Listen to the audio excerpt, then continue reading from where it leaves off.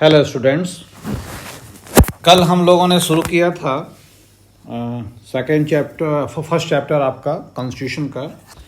तो इसे मैं कंप्लीट नहीं कर पाया था कल। आज इसे हम कंप्लीट करेंगे और आज जो पढ़ने जा रहे हैं आगे का जो टॉपिक है इसी पहले चैप्टर का, इसके बाद जो हमारी जो टेक्निक होगी वो ये होगी कि एक दिन में हम एक चैप्टर को कंप्लीटली पढ़ेंगे, पूरा अध्ययन करेंगे। तो लेकिन ये कल अधूरा रह गया था तो इसको आज मैं पूरा करने जा रहा हूँ। तो आगे बढ़ते हैं हम लोग। तो हमने कल देखा था कि हमारा जो कॉन्स्टिट्यूशन था वो कॉन्स्टिट्यूशन बना कैसे। तो उसको बनाने के लिए एक संविधान सभा बनाई गई, एक कॉन्स्टिट्यूएंट असेंबली बनाई गई, और जो असेंबली बनाई गई उस असेंबली की अगर आप बात करिए तो वो जो असेंबली थी जो संविधान बनाने के लिए बनाई गई, उस असेंबली के द्वारा अपना काम किया जा रहा था। लेकिन वो जो असेंबली थी उस असेंबली के द्वारा ही केवल संविधान का निर्माण नहीं हो सकता था।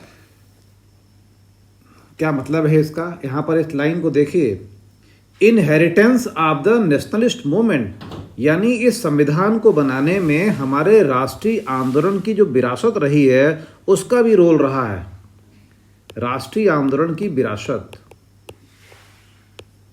यानी राष्ट्रीय आंदोलन के दौरान जो हमने जो आदर्शों को अपनाया था उन आदर्शों को भी संविधान सभा के द्वारा स्वीकार किया गया। तो इसी को हम देखने जा रहे हैं कि हमारे संविधान सभा ने जो संविधान बनाया उस संविधान सभा ने किस प्रकार से हमारे राष्ट्रीय आंदोलन के आदर्शों को, उन सिद्धांतों को संविधान में जगह दी। क्योंकि कोई भी देश केवल संविधान सभा के माध्यम से संविधान का निर्माण नहीं कर सकता था। इन सिद्धांतों पर स्वतंत्रता आंदोलन के दौरान जो सहमति बनी थी उसी की वजह से संविधान सभा ने क्या किया, एक मूर्त रूप दिया। यानी राष्ट्रीय आंदोलन के दौरान जो हमारे नेताओं ने जिस प्रकार से इस देश का शासन व्यवस्था के बारे में जो सोचा था, जो स्वप्न देखा था, जब संविधान सभा बनी तो उस संविधान सभा ने उस स्वप्न को एक आकार देने का प्रयास किया है, उसको एक रूप देने की कोशिश की है। इसको हम देख सकते हैं इस टॉपिक में inheritance of the national movement, यानी राष्ट्रीय आंदोलन की विरासत के रूप में देख सकते हैं। राष्ट्रीय आंदोलन से जिन सिद्धांतों को संविधान में लाया गया उसका सबसे जो मेन आप देखेंगे कहाँ मिलेगा हमें वो, तो ऑब्जेक्टिव रिजोल्यूशन, इसको जवाहरलाल नेहरू ने संविधान सभा में प्रेजेंट किया था 13 दिसंबर को। और अगर ईयर की बात करिए तो 1947, 13 दिसंबर 1947 को, 13 दिसंबर 1946 को, क्योंकि संविधान सभा की पहली बैठक हुई थी आपकी 9 दिसंबर 46 को। इसके बाद अगर आप देखें तो संविधान सभा की दूसरी बैठक हुई 11 दिसंबर 46 को, और इस दूसरी बैठक में, पहली बैठक की अध्यक्षता की थी सत्येंद्र सिन्हा ने और दूसरी बैठक में राजेंद्र प्रसाद को अध्यक्ष बनाया गया। तीसरी बैठक हुई 13 दिसंबर 1946 को, और इसी दिन जवाहरलाल नेहरू के द्वारा क्या प्रेजेंट किया गया, ऑब्जेक्टिव रिजोल्यूशन। और ये जो ऑब्जेक्टिव रिजोल्यूशन प्रस्तुत किया गया जिसको हम उद्देश्य प्रस्ताव कहते हैं, इस उद्देश्य प्रस्ताव में हमें संविधान सभा के उद्देश्यों की परिभाषित किया गया। इस उद्देश्य प्रस्ताव में हमें उन मूल्यों के बारे में जानकारी मिलती है जो हमारे संविधान सभा के द्वारा जो संविधान बनाया जा रहा था उस संविधान को बनाने में इसको मेन आधार बनाया गया, इस ऑब्जेक्टिव रिजोल्यूशन को। ये पास हुआ था आपका 22 जनवरी 1947 को, 1947 को इसे पास किया संविधान सभा ने। मेरे कहने का मतलब ये है कि हमारे जो संविधान सभा के जो सदस्य थे इनके सामने पहले से ही पिक्चर क्लियर थी कि इन्हें कैसा संविधान बनाना है, उसमें किस प्रकार के फीचर्स को शामिल करने हैं। तो देखिए, जब रास्ता पता हो और पूरा खाका आपके सामने हो तो मंजिल बहुत दूर नहीं होती। तो संविधान सभा को इसलिए बहुत दिक्कत नहीं हुई संविधान को बनाने में, क्योंकि सारी चीज़ें पहले से ही क्लियर थीं और उद्देश्य प्रस्ताव के द्वारा इसे और पूरी तरीके से क्लियर कर दिया गया कि क्या क्या चीज़ें हमें करनी हैं। तो ये ध्यान दीजिएगा। इसके बाद अगर हम देखें कि जिस ऑब्जेक्टिव रिजर्वेशन की मैं बात कर रहा हूँ, जिस उद्देश्य प्रस्ताव की मैं बात कर रहा हूँ, उस उद्देश्य प्रस्ताव यानी उद्देशिका में मेन चीज़ें क्या क्या थीं। तो सबसे पहला पॉइंट जो था उद्देश्य प्रस्ताव में कि India is an independent sovereign Republic, ये पहले क्लियर कर दिया गया। ऐसा नहीं कि ये चीज़ बाद में आई। अब संविधान सभा को पहले से ही क्लियर था कि क्या करना है कि भारत को एक स्वतंत्र संप्रभु गणराज्य बनाना है, यानी संविधान में ऐसे प्रावधान ऐड करने हैं जिसके द्वारा इंडिया को एक स्वतंत्र इंडिपेंडेंट सोवरेन यानी संप्रभु रिपब्लिक गणराज्य बनाना है। पहला पॉइंट था ये ऑब्जेक्टिव रिजर्वेशन का। दूसरी अगर बात करें कि India shall be A union of erstwhile British Indian territories, Indian states and other parts outside British India and Indian states as are willing to be a part of union, यानी Bharat Britain के अधिकार में आने वाले भारतीय क्षेत्रों, देसी रियासतों और देसी रियासतों के बाहर के ऐसे क्षेत्र जो हमारे संघ का अंग बनना चाहें का एक संघ होगा।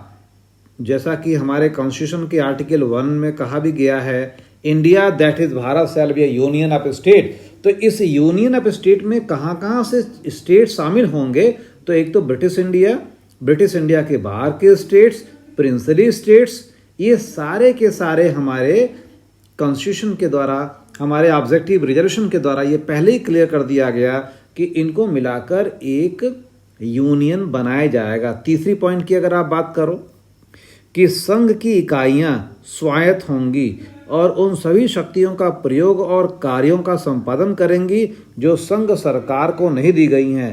Territories forming the union shall be autonomous units and exercise all power and function of the government and administration except those assigned to are vested in the union. मतलब इसमें यह कहा गया कि जो संघ हम बनाएंगे उस संघ में जो इकाइयां होंगी उन इकाइयों को ऑटोनॉमस स्टेटस दिया जाएगा, यानी उनको स्वायत्तता दी जाएगी और वे वो सारे फंक्शंस गवर्नमेंट के, वो एडमिनिस्ट्रेशन के, वो एक्सरसाइज करेंगे। केवल उन्हीं फंक्शन को स्टेट्स के द्वारा नहीं किया जाएगा जो फंक्शन स्पेशली यूनियन को दिया गया हो। ये ऑब्जेक्टिव रिजर्वेशन का तीसरा पॉइंट था। अगर आप चौथे पॉइंट्स की बात करें ऑब्जेक्टिव रिजर्वेशन के, all powers and authority of the sovereign and independent India and its constitution shall flow from the people. और ये जो चीज़ है जिसमें यह कहा गया कि संप्रभु और स्वायत्त भारत और उसके संविधान की समस्त शक्तियाँ और सत्ता का स्रोत जनता होगी। और ये जो चीज़ है ये पूरी तरीके से हमारी कंट्री को एक रिपब्लिकन और कम्प्लीटली एक डेमोक्रेटिक कंट्री इस्टेब्लिश करती है। क्योंकि डेमोक्रेसी में हमने अब देखा भी था पूरी तरीके से कि डेमोक्रेसी का मेन जो थीम है वो ये है कि ऐसी गवर्नमेंट होगी जो पूरी तरीके से जनता के हित के लिए कार्य करेगी और जनता के द्वारा ही चलाई जाएगी, जनता के द्वारा बनाई जाएगी। तो यहाँ पर आप देख रहे हैं ना क्या कहा जा रहा है कि ऐसी सरकार, इसको जो सारी शक्तियाँ जो मिली हुई हैं वो सारी शक्तियाँ कहाँ से मिलेंगी, जनता से मिलेंगी। इसके बाद कहा गया है all people of India secured social economic and political justice, equality of status and opportunities and equality before the law and fundamental freedom of speech expression भी। मतलब इसमें यह कहा गया कि भारत के सभी लोगों को सामाजिक, आर्थिक, राजनीतिक, न्याय, कानून के समक्ष समानता, प्रतिष्ठा और अवसर की समानता तथा कानून और सार्वजनिक नैतिकता की सीमाओं में रहते हुए भाषण, अभिव्यक्ति, विश्वास, धर्म, उपासना, व्यवसाय, संगठन, कार्य करने की मौलिक स्वतंत्रता की गारंटी और सुरक्षा दी जाएगी।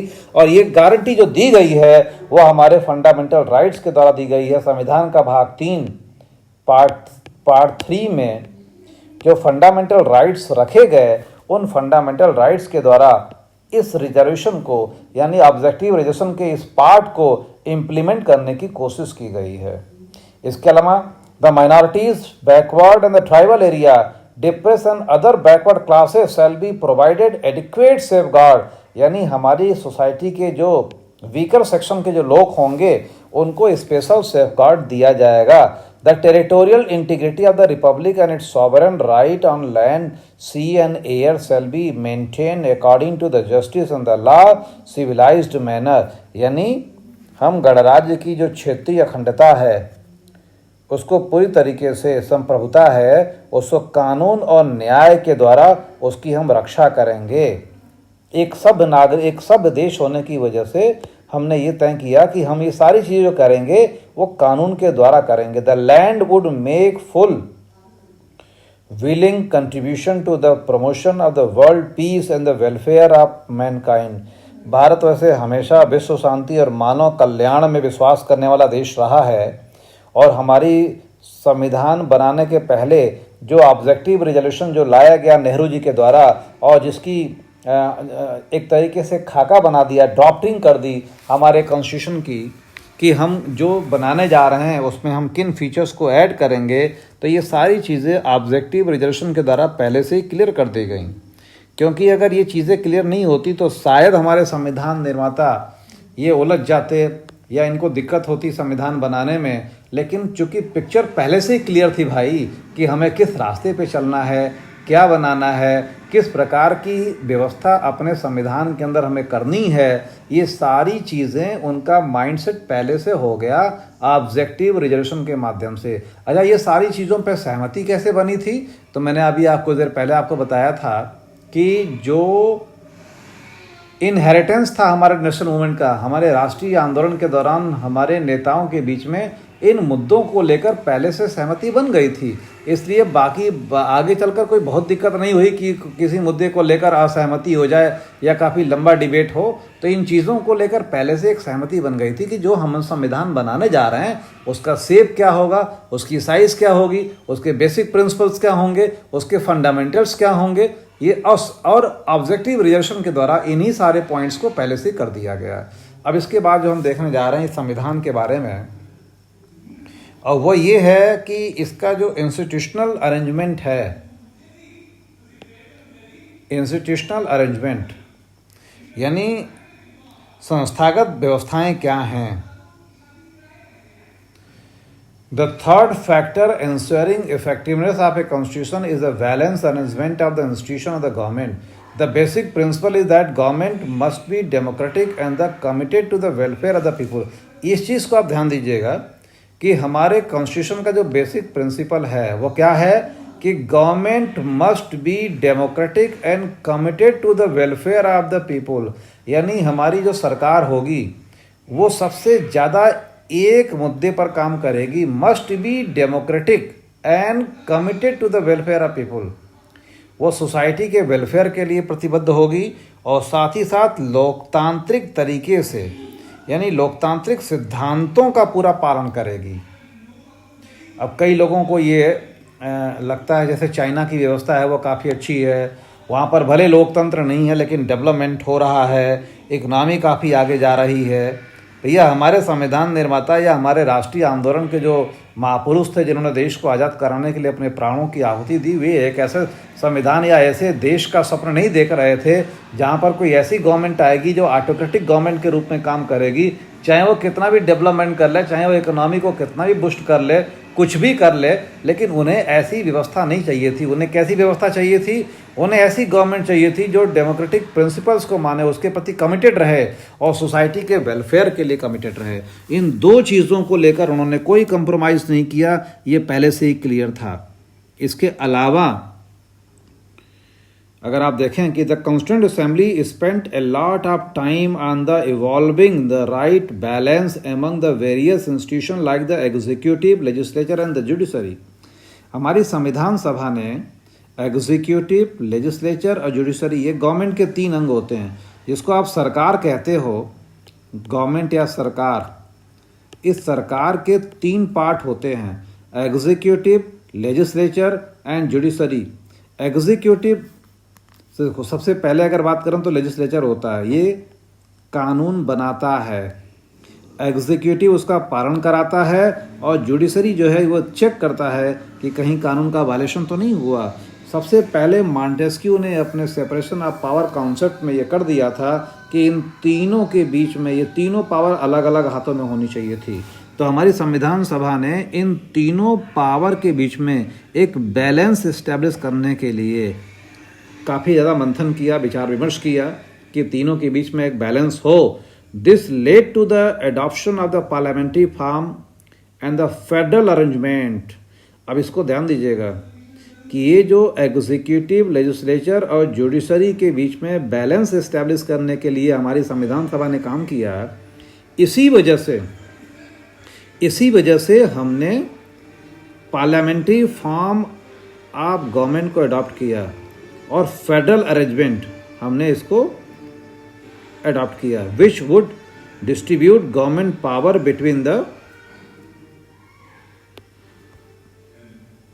legislature and the executive on the one hand and between the state and the central government on the other hand। ये आई थिंक ये समझ में आ गया होगा कि ऐसी व्यवस्था को स्वीकार किया गया जो एक ओर विधायिका और कार्यपालिका बीच तथा दूसरी ओर केंद्रीय सरकार और राज्यों के बीच शक्तियों का वितरण करती है। यानी केवल ऐसा नहीं था केवल लेजिस्लेचर और एग्जीक्यूटिव का हमने डिस्ट्रीब्यूशन सही से कर दिया तो काम चल जाएगा। इसमें स्टेट और सेंट्रल गवर्नमेंट की जो पावर थी इनको भी प्रॉपर तरीके से डिस्ट्रीब्यूट करना जरूरी था या बैलेंस बनाना जरूरी था।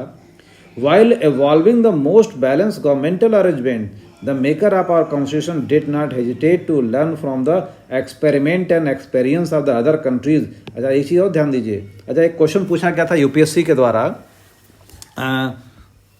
3-4 साल पहले पूछा गया था। क्वेश्चन ये था कि हमने पार्लियामेंट्री फॉर्म ऑफ गवर्नमेंट को क्यों अडॉप्ट किया। तो पार्लियामेंट्री फॉर्म ऑफ गवर्नमेंट को एक तो कई सारे कारण हैं जिसकी वजह से हमने अडॉप्ट किया। एक तो कारण ये है कि हम जिस शासन में रह रहे थे, ब्रिटेन के शासन में रह रहे थे, तो उनके शासन में रहते हुए हमें इस सिस्टम के प्रति हम मतलब एक तरीके से फैमिलियर हो चुके थे। कारण तो ये है। दूसरा अगर आप देखेंगे तो ये जो मैंने इसके पहले बताया आपको कि जो बैलेंस इस्टेब्लिश करना था एग्जीक्यूटिव, लेजिस्लेचर और जुडिशरी के बीच में, तो इस गवर्नमेंट में, इस टाइप ऑफ गवर्नमेंट में ये चीज़ें बिल्कुल बैलेंस वे में होती हैं और शायद हमने इसीलिए इस सिस्टम को अडॉप्ट किया। अब यहाँ पर ये बताया जा रहा है कि जो हमारे कॉन्स्टिट्यूशन मेकर थे, इन लोगों ने जो बैलेंस इस्टेब्लिश करने का जो अरेंजमेंट था, इसके लिए दूसरे देशों के संविधान का जो एक्सपीरियंस है उसको उन्होंने पूरी तरीके से एक्सेप्ट किया। यानी ओपन माइंड से, खुले मन से उन्होंने दूसरे देशों के संविधान की अच्छी चीज़ों को हमारे संविधान में स्वीकार किया। कुछ लोग कहते हैं कि हमारा संविधान उधार का थैला है ना। तो ऐसा कुछ नहीं है भाई। हमने जो चीज़ें ली हैं, जिसको बारो किया है, idea was not slavish imitation from it. इस provision of the constitution had to be defined at the grounds. मतलब ये अगर देखा जाए कि हमने जिन चीज़ों को लिया वो ऐसा नहीं कि पूरी तरीके से हमने कॉपी कर लिया। उनके यहाँ वही प्रोसीजर, वही कॉन्सेप्ट दूसरे रूप में है और हमारे यहाँ वही कॉन्सेप्ट दूसरे रूप में है। यानी हमने उसे अपने बैकग्राउंड पर हमने उसको, और ये इसमें कोई बुराई नहीं थी कि अगर हमने कोई कॉन्सेप्ट, जैसे मान लीजिए फॉर एग्जांपल हमने जो है सीएजी की पोस्ट, सीएजी आपको मैं बता दूं, आगे चैप्टर पढ़ेंगे अभी हम, सीएजी जो है ऑडिटिंग करता है, ये अकाउंट्स की ऑडिटिंग करता है। तो इस पोस्ट को हमने ब्रिटिश पार्लियामेंट से, ब्रिटिश कॉन्स्टिट्यूशन से अडॉप्ट किया। लेकिन ब्रिटिश सीएजी और हमारे सीएजी में डिफरेंस ये है कि उनका सीएजी जो ऑडिटिंग करता है वो फंड रिलीज होने के पहले शुरू कर देता है और हमारा सीएजी खर्च होने के बाद, यानी आफ्टर एक्सपेंडिचर ऑडिटिंग करता है। वो एक्सपेंडिचर के पहले ऑडिटिंग नहीं करता। उनका सीएजी उनके पार्लियामेंट का हिस्सा होता है, उनका मेंबर होता है पार्लियामेंट का। हमारा सीएजी हमारी पार्लियामेंट का हिस्सा नहीं होता। हमारे सीएजी के द्वारा जो रिपोर्ट तैयार की जाती है वो प्रेसिडेंट के द्वारा रखवाई जाती है पार्लियामेंट के अंदर। तो हमने कॉन्सेप्ट तो सीएजी का ले लिया ऑडिटिंग का, लेकिन ऐसा नहीं कि हमने पूरी तरीके से कॉपी कर लिया blindly.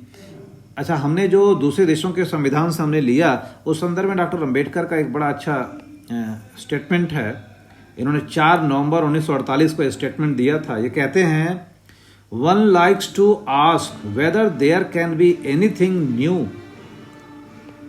One likes to ask whether there can be anything new in a constitution form at there hour in history of the world, the only new things it there can be any in a constitution framed so late in a day are the variation made to the remove the funds and the accommodate it to the need of the country।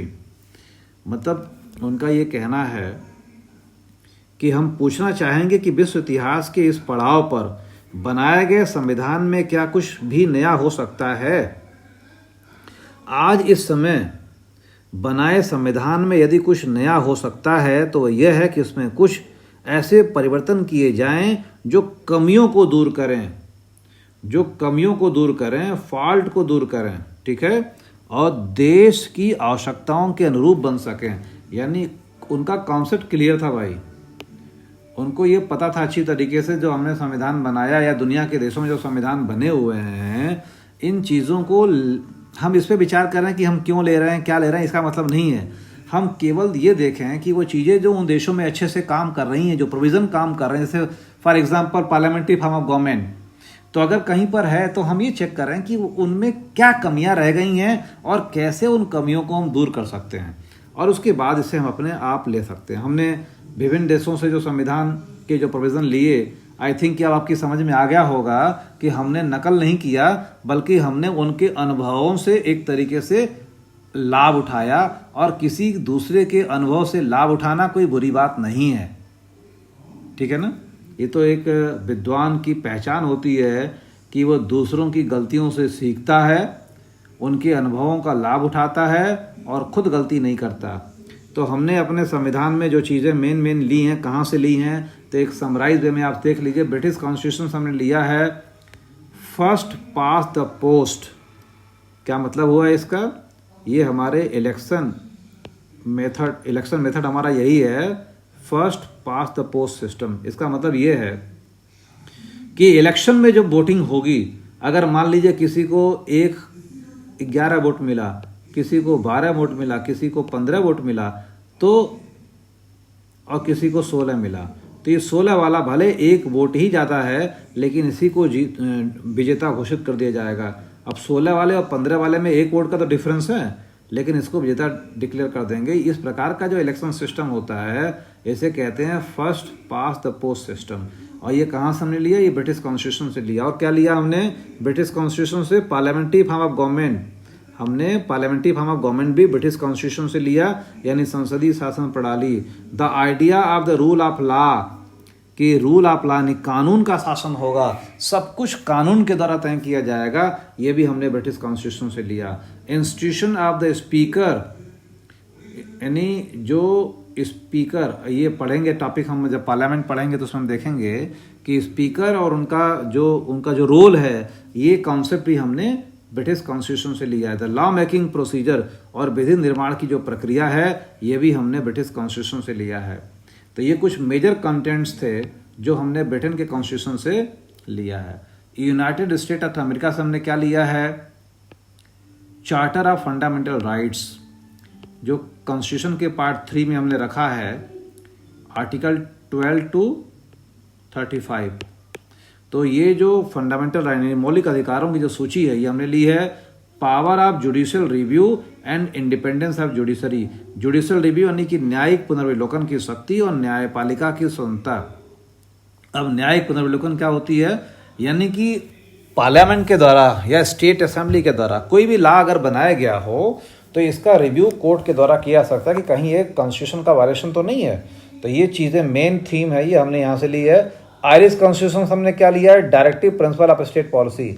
अब directive principles क्या होते हैं? तो ये welfare state हमारा हो सकता है, तो इस वेलफेयर स्टेट के लिए गवर्नमेंट को क्या क्या करना होगा, ये डायरेक्शन हमें मिलता है directive principle of state policy में। और ये हमने कहाँ से लिया है? आयरिश कॉन्स्टिट्यूशन, आयरलैंड के कॉन्स्टिट्यूशन से।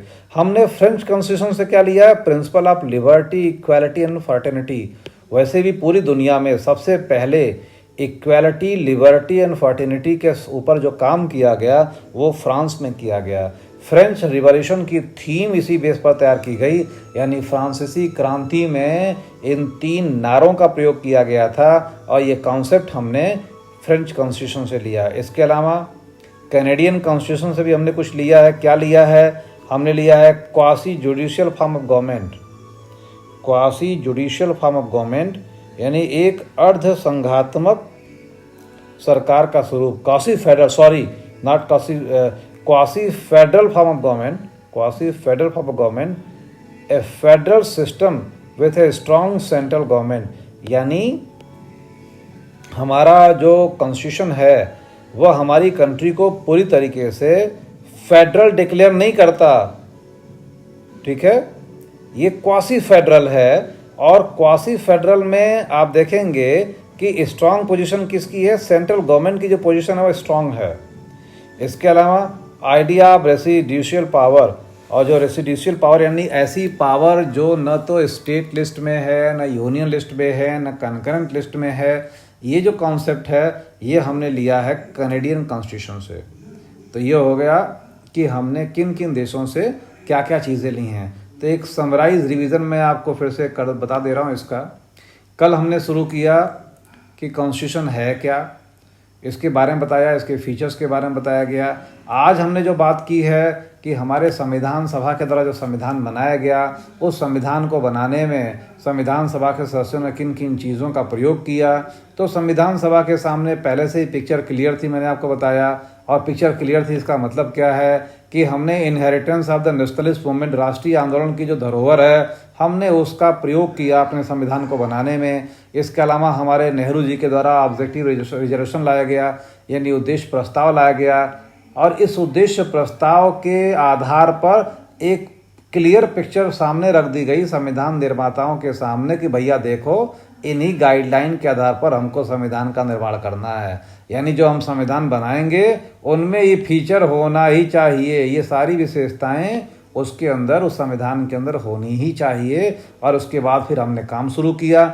जब काम शुरू किया तो हमने क्या किया? जो इंस्टीट्यूशनल अरेंजमेंट किया, उस इंस्टीट्यूशनल अरेंजमेंट में हमने जो बेसिक प्रिंसिपल था उसमें ये ध्यान दिया कि हमारी जो गवर्नमेंट बनाई जाए वो डेमोक्रेसी को लेकर और पब्लिक वेलफेयर को लेकर पूरी तरीके से कमिटेड होकर काम करे। हमें भैया डेवलपमेंट थोड़ा सा कम ही चाहिए, लेकिन हमें डेमोक्रेसी से कोई कंप्रोमाइज़ नहीं करना है, हमें पब्लिक वेलफेयर से कोई कंप्रोमाइज़ नहीं करना है। ऐसी फॉर्म ऑफ गवर्नमेंट को हमें इस्टेब्लिश करना था। और उसके बाद हमारी असेंबली ने जो एक लंबा एक्सरसाइज किया वह ये था कि एग्जीक्यूटिव, लेजिस्लेचर और जुडिशरी के बीच में एक बैलेंस इस्टेब्लिश करना था। और इसी बैलेंस को इस्टेब्लिश करने के लिए हमने parliamentary form of federal arrangement को अडॉप्ट किया। हमने न तो कम्प्लीटली फेडरल लिया, न कम्प्लीटली पार्लियामेंट्री लिया, एक बैलेंस को इस्टेब्लिश किया। इसके बाद लेजिस्लेचर, अच्छा ये जो बैलेंस इस्टेब्लिश करना था, ये बैलेंस केवल जुडिशरी, लेजिस्लेचर और एग्जीक्यूटिव के बीच में नहीं था, बल्कि सेंट्रल गवर्नमेंट और स्टेट गवर्नमेंट के बीच में जो पावर का जो डिस्ट्रीब्यूशन था उसको लेकर भी एक बैलेंस इस्टेब्लिश करना था। और कुल मिलाकर ये पूरी कोशिश की गई। अच्छा, उसके बाद फिर मैंने बात की कि हमारे जो संविधान निर्माता थे, इन लोगों ने जो भी चीज़ें ली, जो भी संविधान बनाया, उस संविधान को बनाने में इन लोगों ने पास्ट यानी दूसरे देशों के संविधान का सहारा लिया। और इसमें कोई बुराई नहीं थी भाई। अगर किसी देश में यानी कोई अगर अच्छा काम कर चुका है, कोई चीज़ अगर बना चुका है, तो हम उसी चीज़ को दोबारा नए तरीके से बनाएं। इसमें टाइम बर्बाद करने के स्थान पर सबसे आसान तो यही था ना, हम ये चेक करें कि उसमें क्या कमियां हैं, उन कमियों को दूर कर दें, उन कमियों को दूर करके उनको अपना लें। और हमने यही किया। हमने क्या किया? उन लोगों के जो अनुभव थे, उनके जो प्रयास थे, उनको हमने सम्मान दिया ये कह सकते हैं। और सम्मान देने के साथ ही साथ हमने उनके प्रावधानों को अडॉप्ट कर लिया और अडॉप्ट करके उसे अपने संविधान में जगह दे दी। हाँ, ये है कि हमने क्या किया, उसको मॉडिफाई कर दिया, हमने उसे अपनी आवश्यकता के अनुरूप उसको चेंज कर दिया। हमने ब्लाइंडली उसे फॉलो नहीं किया।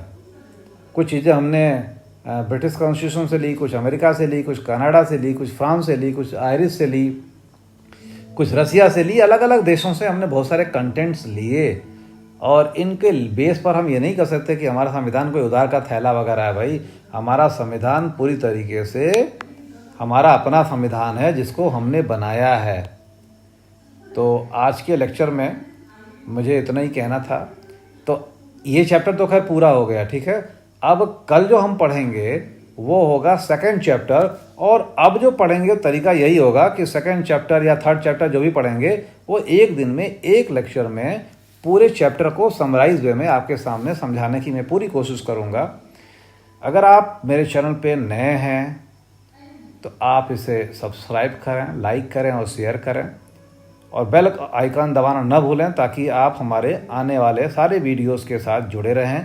Okay, thank you for watching.